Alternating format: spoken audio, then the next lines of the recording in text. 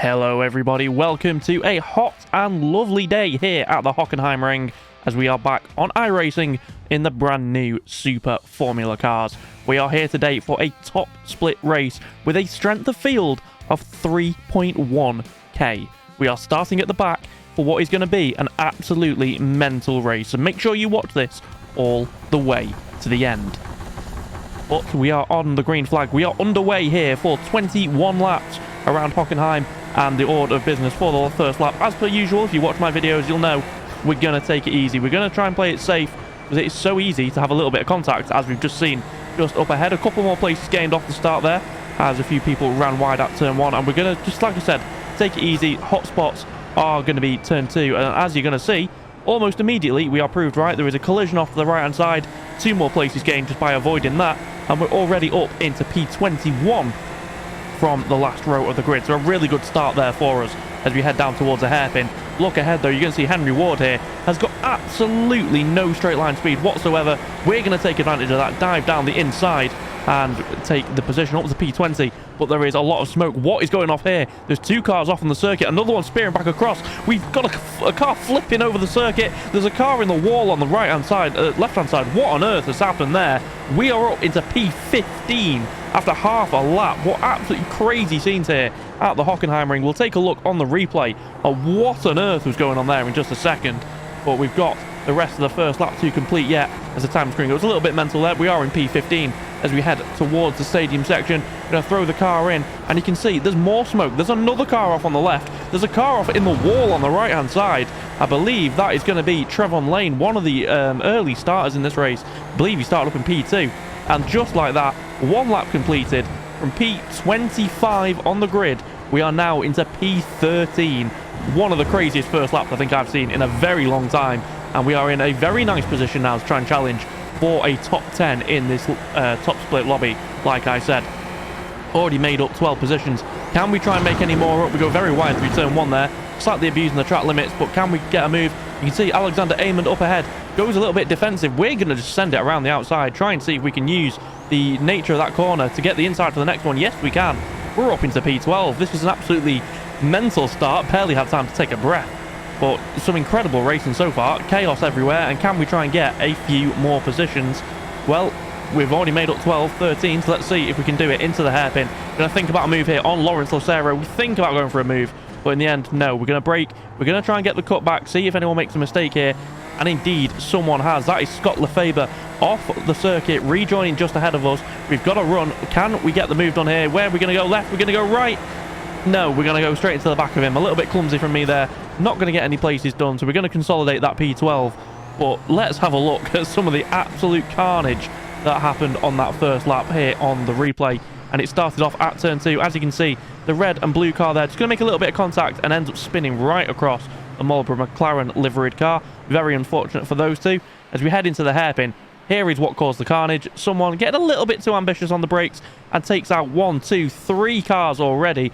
They then go onto the grass, absolutely pin the throttle, spear back onto the circuit, hit another car that goes airborne, and that somehow we managed to avoid that car as it flipped over the top of us, but the damage was not yet done. Trevon Lane here started P2 early on in the race, showing great pace, throws the car into the stadium section, gets onto the gravel, and with cold tyres, that is an absolute death sentence. Off into the wall he goes, but he would not be the only one to be caught out. We have another car here. I'm not going to try and pronounce the name because it is something Japanese. I do apologise, but I don't want to absolutely butcher it. Throws the car into the fast right-hander and just loses a rear on cold tyres. Straight off into the gravel, but thankfully does manage to keep it out of the wall. But that would not be the only place, of course, that we made. This around the outside move on Alexander Amond. Very nice little move there. And then, of course, having the inside for the next corner helps us get that move done. And we're up into P12 by the end of the first lap and a half. Jumping ahead though onto lap number 3 now, and we are going to try and get a few more places here if we possibly can.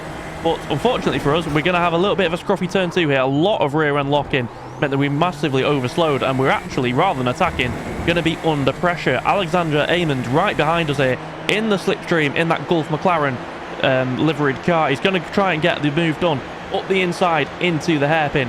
Now, we can try and fight this around the outside if we can pinch it into the apex which I think is what's going to happen. He goes very late on the brakes, but that angle is so tight into there. We get a nice swooping angle around the outside, able to put the power down on the exit, and we managed to fend him off successfully there. But just look at this gaggle of cars up in head. I really wanted Alexander behind just to chill a little bit at this point in the race. We're only on lap number 3, lap number 4, and look at all these positions that are up for the taking if we can work together. I think we've definitely got the pace to try and get through a lot of these guys. Does seem to be a bit of a rolling roadblock going on up ahead. As we come into the stadium section, we're going to see a little bit of gravel getting kicked up there. We've got a car off the circuit, and things are about to get a little bit spicy, I feel, into the Parabolica corner.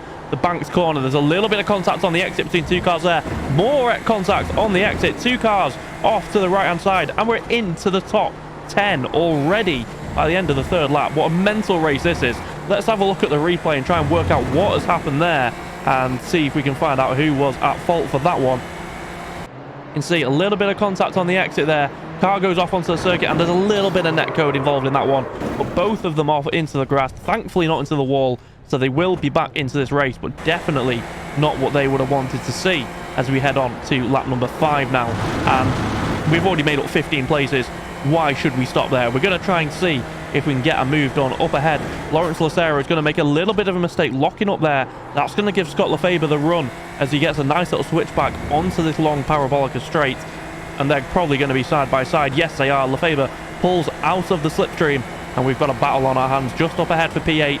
We're in a very good position here. We're going to try and take it easy into the hairpin, see if anything happens. We might be able to get one place, maybe two. Let's see what happens under braking here. Lucero goes way too deep into the corner. There is contact. They both run off wide.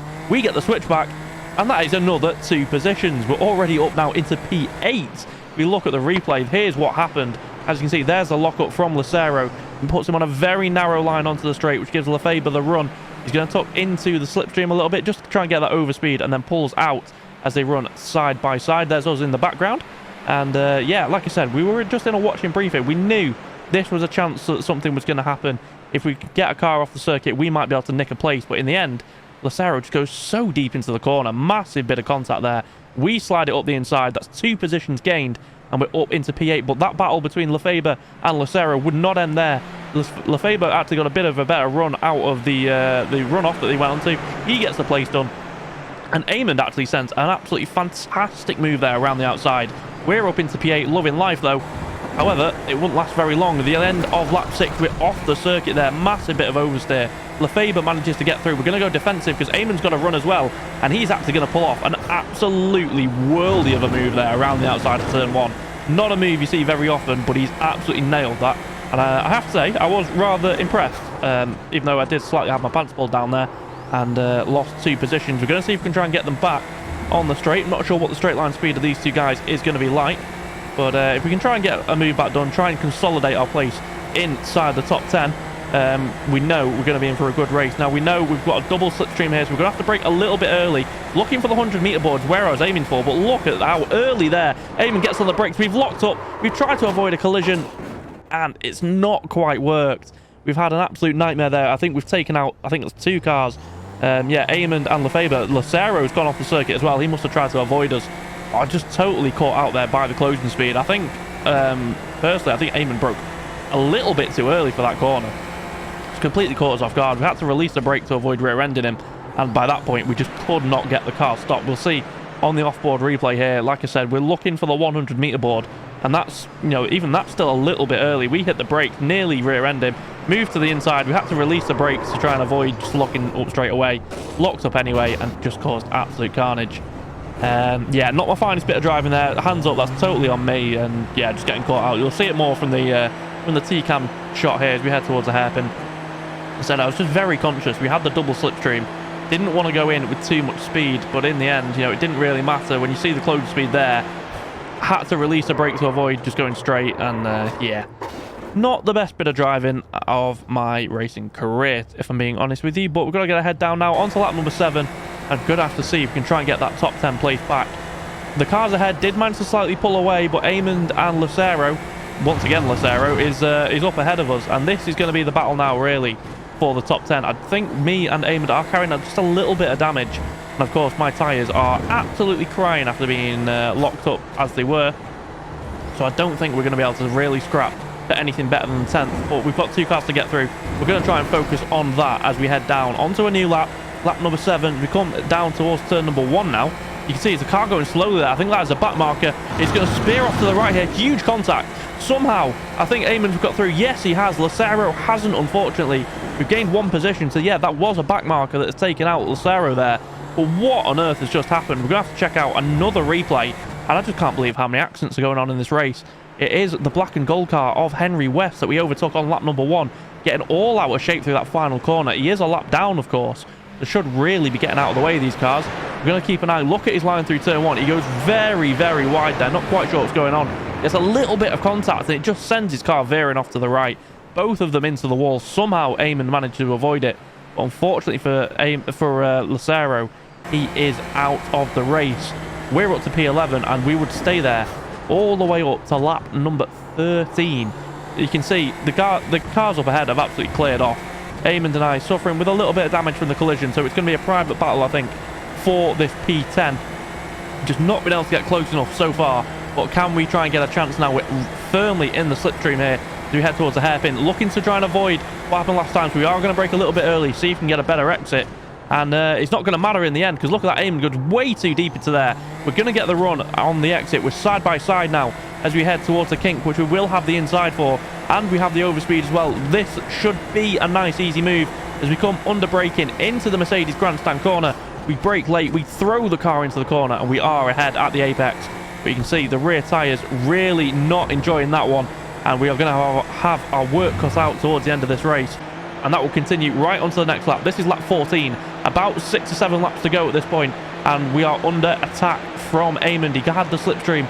We've shown him to the outside. We know it's going to be very difficult for him to get a move done around the outside of the hairpin. He goes in super deep there, not quite keeping it on the circuit, and we managed to hold him off at least for 1 more lap. On to lap number 15 though, and he's having none of it. He gets a great run through that first corner. I was really struggling through there with the lack of rear end grip. He's going to move to the inside. He tries to go there. We're going to give him the inside through this corner because we can just carry so much more speed. We saw it on lap number 1, hanging it around the outside, and we've done the same thing again.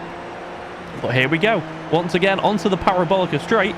He's got the slipstream. He's in the tow. We're going to have to go defensive here. We go early, making sure, you know, he knows where we're going. We're putting the car on the inside. If you want to get past, you're going to have to go the long way. He brakes late. He tries to try and get that move done. He's not going to get it done, though. He's going to actually try and square the corner off. If he gets a better exit. Quite smart thinking there from him, as we were obviously pinched to the inside. So we are going to have to go defensive, I think, into this Mercedes grandstand corner. You can see, keeping the car to the left, leaving the car's width, and he's going to absolutely send it. We saw him pull that move off earlier on Lucero. He's not going to pull that off on us, though. We do just about manage to hang on, but Eamon is piling on the pressure and would continue to do so. This is a lap later, coming through the final corner. We get into the gravel, and we've got a slow exit, so we're going to go defensive immediately. He's already gone around the outside once. Is he going to do it again into turn 1? Not quite. We carry more speed in, but he's going to get a better exit. And once again, what do we do here? We're going to show him to the inside. We know that we can carry more speed around the outside of this corner. We're going to pinch him into the apex. In fact, he does hit that sausage curb on the inside, which really killed his momentum there. I'm quite surprised by that.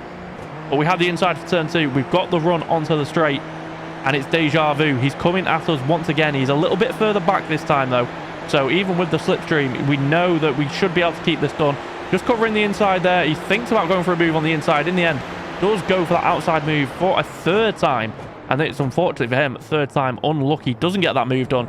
He tries to get a little bit of traction down that curb. It doesn't quite work out for him. But again, we are struggling. We are right near the end of the race now. I think there's about 3 laps to go at this point, and he gets a mega run through the first corner. And once again, just knowing what we know about this corner, we know we can carry more speed around the outside. We know that if you have to pinch to the apex, you really have to slow down. So we just do the same thing. Show him to the inside, hold it around the outside. But this time, he is much, much closer as we go onto the straight. You can see how early we're having to go defensive. We do not want to give him a chance to go up the inside. But is he going to try something different? You think he's going to have to if he wants to get this move done. 3 times he's tried to hold it around the outside, so he brakes early this time. Tries to see if we'll outbrake ourselves, but thankfully we judge it absolutely perfectly, and he's going to have to try something else. I don't think he's going to get this move done into that corner. So as we head down towards the Mercedes-Benz section, I think Eamon knows that as well, because he, going into here, tries to dive up the inside.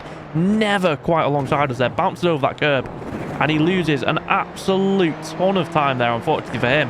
And that was going to prove absolutely costly with a few laps left, because as we come into the fast right-hander, look to your left-hand side, you're going to see a familiar livery. That is the car that span off earlier. Unfortunately, I forgot the driver's name at the moment, but this was a guy that span off into the grass at this very corner earlier on. He has caught up with how much me and Eamon have been battling, and he has now actually got up into P11 and he's going to challenge us. And speaking of us, you just saw how wide we went through that corner. We are struggling so much with the rear tyres as we head on to what is the penultimate lap of the race, where Eamon had previously failed.